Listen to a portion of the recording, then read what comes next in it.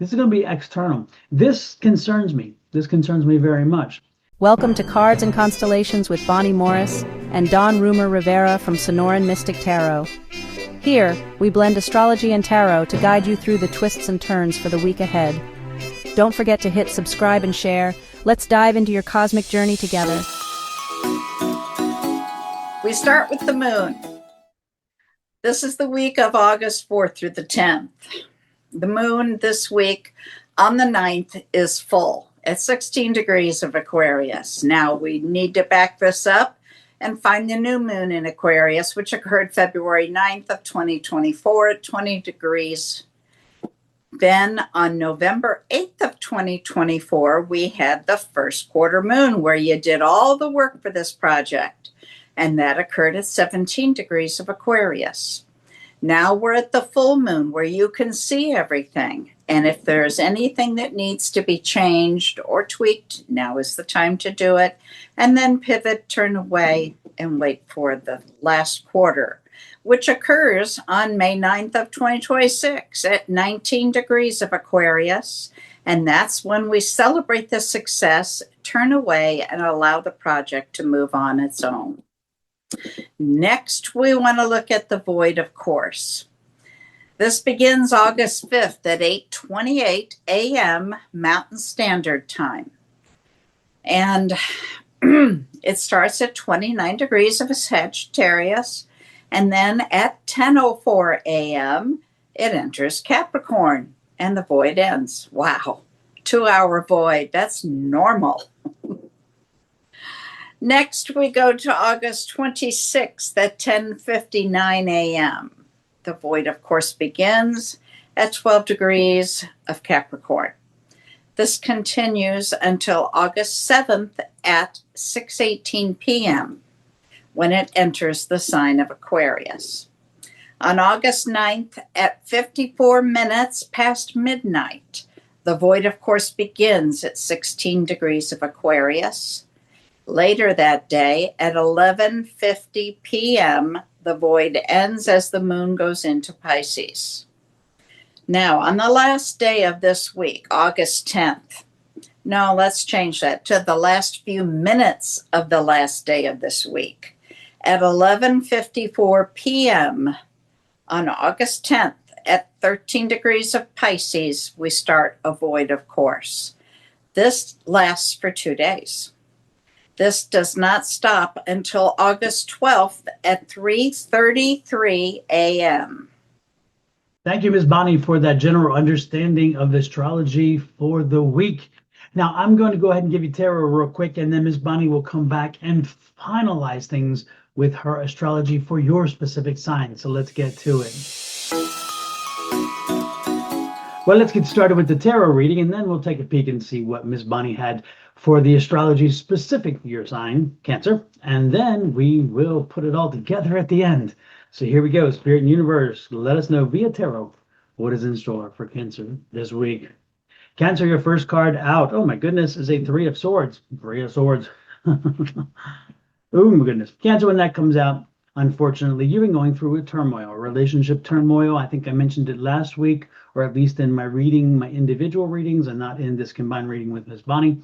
But we've been having a relationship situation, and it still is dwelling on and on. This is a 3 here. They're telling me that the situation isn't as simple as just you and your significant other. This situation is about a lot of external factors. A lot of external factors are playing very heavily into this moment, and they and their impact, it really is having impact, okay? Because everybody has something to say. Everybody wants to give you opinions, and opinions are like other things, and if you know what I'm saying, everybody has one. Lord have mercy. It doesn't mean it's a good one or a bad one. It just is one. And so, Cancer, this week is going to be a bit of a pitfall again, because again, you're fighting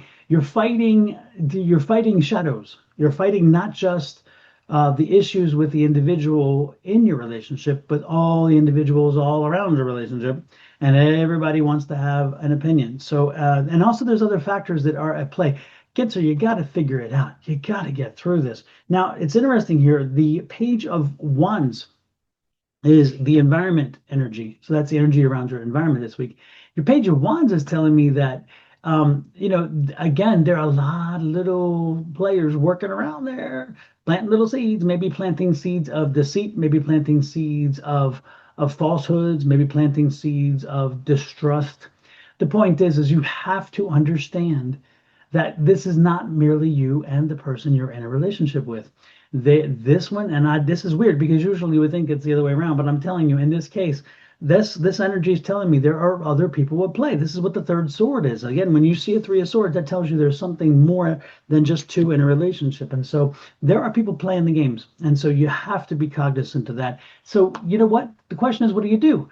Do you play the game as you have always played it with two? Or do you, and I know it sounds terrible and callous to call it a game, but relationships are gamed because let's face reality. We know how to approach people. We know how to then engage them, entice them, and try to draw them into our relationship with us. That's what we do. But that's part of it, and that's part of the fascinating of a thing of what we do as individuals, as humans. It's part of the hunt. It's part of the catch. It's part of what it is. And then we're mystified, hopefully, with the person we're with, and then we stay with them. But in this situation, I do play the game because the people around you are playing it as a game because they are not wanting to, for some reason or other, to make this happen. And so they're trying to, or to see how they can make the most benefit from the relationship. The next card out is a Tower card. A Tower card.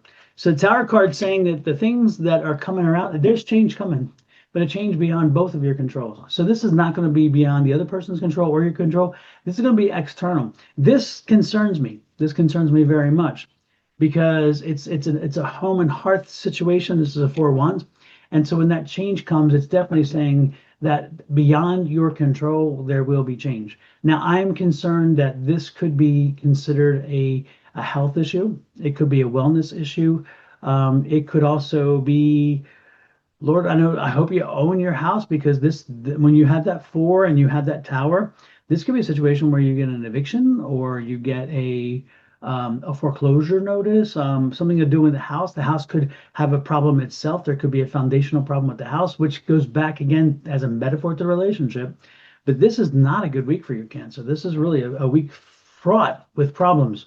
And the only thing that they're telling me with you, Cancer specifically, is the Knight of Wands. And the Knight of Wands is keep working, keep pushing forward, keep just doing what you know you do. If it's worked in the past, it may work in the future. But remember, this is not a normal situation. This is two people in a relationship with a ton of other people around it and so much other crap falling around you that you don't even know what's coming at you. So how can you fight it? Again, tilting at windmills. When you know what you have to do, buckle up, as I'm telling you now, again, but now that you know this, buckle up. If you're determined to make this relationship work, then put your nose to the grindstone, as they say, and work your butt off to ensure that what you are feeling, what you are thinking, what you are saying is conveyed not only via voice, but via activity, via action, and that is received very well by whomever it is being sent to. And make sure that it is loud and proud enough that it outweighs and out volumes anybody else around you. Because again, there's voices whispering all around. Cancer, I wish I had better news for you. I don't. But I do have confidence that you can get through this. And there is the Empress on the other end, and that's on the bottom, by the way, too. So the Empress is right after the other card, the card about the little characters all around you. But the Empress is saying that you can do this. You are strong enough to do this. You can create that new energy, that new start, and maybe that's what this relationship needs, is a new start. So what you do is you say, you know what, we have made mistakes, we have problems in the past, we have had issues. I am not going to bury those issues, I am not going to dismiss them, but why don't we create a ground zero and start from now, because the love we have is still there, that kind of thing. All right. I'm just giving you ideas because that Empress is that new creative idea, and you have choices. You have choices. The question is, what do you do? That's a Two of Wands. You can work on it, or you can just see the thing. But we know, Cancer, you're strong. You got the Strength card. You're strong. If you want to make this happen, you can do it. You can do it. There's a 3. Continue to get advice. Continue to create, spin those wheels, and make sure that you make something happen. It'll take a while. This is a Six of Swords. It'll take a while. But if anybody can do it, Cancer, you can. You and Taurus and maybe Aquarius are about the three that I think that could get through this easily. And Leo. Yeah, that's about it. So of those four signs, yeah, you're playing with a whole different league. You got this. All right. Sorry to give you bad news. Let's take a look and see what Miss Bonnie has to say. Maybe astrology will be a whole lot easier, and you can say, "Oh, that dude with the blue shirt, he lost his mind." Hey, Cancer, starting off the week, we still have a kite from last week headed towards Saturn, leading us that way, and dragging the tail of Mars in all of its action. We see your planet, the moon, is in a harmonious trine with the sun and with Saturn, so you've got all of this harmonious energy between yourself and your feelings and your direction. Now, since Saturn is conjunct with Neptune in the sign of Aries, that means we also have an opposition between Mars and Neptune. This can bring a tension between wanting to act on something, and then there's this pull of your dreams and ideals, and the struggle between distinguishing inspired action versus escapism. Next, we're looking at Venus in an opposition to the moon. This is interesting because this can be a little dangerous for Cancer. You've got all your feelings wrapped up in playing tug of war with the planet of romance. Nothing could go wrong there, right? You've got this push and pull between the emotional comfort and your desire for relationships. The moon also grows into a square with Saturn and Neptune. Moon squaring Saturn is a deep need for emotional security, sometimes even expressing yourself through self-protection or having a problem trusting. Whereas the square with Neptune can cause emotional boundaries to become blurry. It can make a very deeply sensitive connection and often yearn for the sense of spiritual meaning or connection. At times, you could actually struggle to clearly distinguish between your emotions and the emotions of others. Coming midweek, we see Jupiter going in an opposition with the moon. So you have all your emotions playing tug of war with the planet of growth and expansion and luck, and a deep yearning to live with emotional and spiritual richness. You're feeling pulled between emotional security and the growth of a relationship. On Thursday, we have Jupiter in a conjunction with Venus, and this blesses people. This is a sense of generosity and warmth and charm, and it radiates in a positive sense. People will be drawn to you. Now on Friday, we have two kites, but not like last week. This secondary kite is opposite and leading us towards Mercury, the planet of communication and technology. And the tail of that kite is both twofold, the moon and Pluto. So we're being pulled in different directions. Again, we also see that there's a mystic rectangle which connects both kites together using 4 planets. This is a mixed blessing. You have harmonious energy, but you have 2 oppositions there. As well, the opposition between Mars and Saturn actually versus restriction. And then you have between Mercury and the moon and Pluto. So communication technology versus change in feelings.